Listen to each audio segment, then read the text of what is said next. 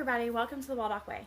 I'm Jessica, and today's video is going to be the story of how we ended up homeschooling and why we continue to homeschool.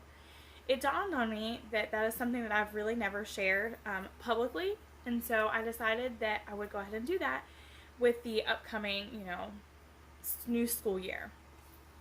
So I was not homeschooled. Me and my husband both went to public school. Our entire life we graduated from public schools. I had no real idea what homeschool was at the time. Honestly, I didn't. I was still of the mentality that homeschoolers were weird, and I did not intend to homeschool. Emily is an only child for a reason. We have, not we, but I had an extremely difficult pregnancy, so she will be an only child. So when it came time for preschool, I may have been slightly uneasy about letting her go because I had been able to stay home with her entire life up to that point. And also, we lived like 40 minutes from the nearest preschool.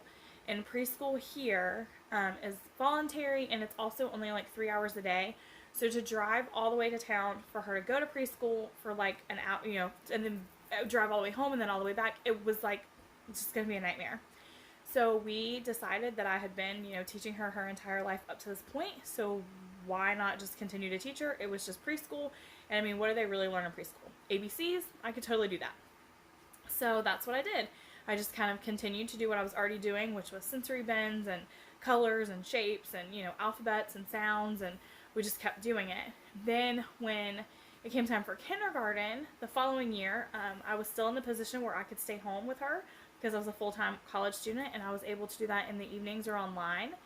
And she was way beyond what any kindergarten in our area would offer, and we knew that she was going to be bored. And we didn't want her to be bored. And we really liked what homeschooling allowed us to do as a family. My husband has kind of a really strange schedule. He has one of those schedules where he's on call 1 week out of the month. So he's really not around a whole lot that week. And it's nice that she was always able to stay up late when he would come home late and not have to get up early the next morning for school. And so they were able to spend time together where they wouldn't have been able to do that otherwise. And so it was just kind of like, okay, well, yet again, how hard can kindergarten really be? She knows her ABCs, she knows her sounds, like we can string it together and learn to count, right? Like no big deal.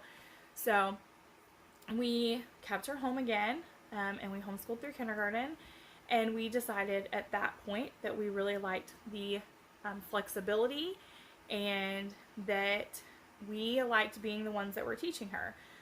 Not that I think the public school wouldn't do a good job. It's not like that, but it's kind of like as a parent, you don't want to miss your child's first step.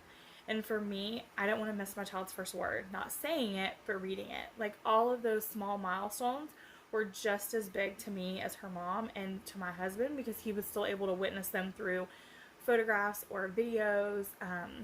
And he was still able to be present for quite a bit of field trips and learning, because learning when you homeschool doesn't always happen between the hours of 8 a.m. and 2 p.m.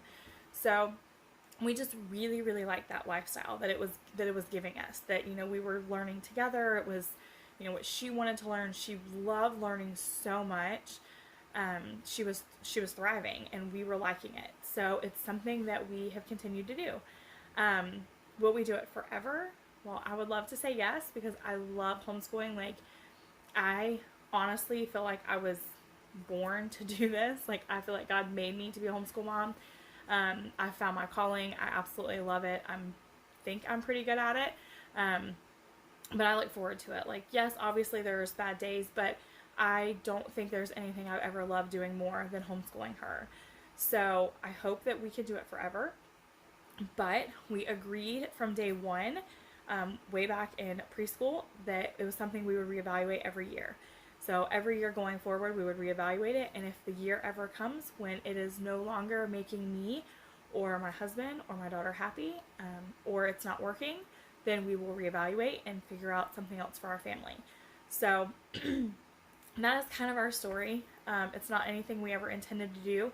We weren't homeschooled. We didn't, wake up one morning and say, oh, we're going to homeschool. We didn't have a bad experience with public school. In fact, my stepmom is a first grade public school teacher. and my daughter could have gone to the school with her in her class even. And so it would have been fine. I mean, we're not in like the worst school district in the world. We're not in the best, but we're not in the worst. She would have been fine either way, but it was just something that we kind of fell into, and now I can't imagine our life any other way. So anyway, it's just one of those simple things. Like I said, nothing like traumatic happened. We just, I think God knew that we were meant to do this way before we even did, and that's how it happened. Anyway, I would love to hear your homeschool story. What led you to homeschooling, and what is your why for continuing to do it? For me, the why is that it works for us. We love it. We love the flexibility it offers us. We love that we're all learning together. It brings our family closer. And I just can't imagine missing out on all of those wonderful aha moments along the way that I would be missing out on if she was being taught by anybody other than me. So that's my reason for continuing to do it. What's yours?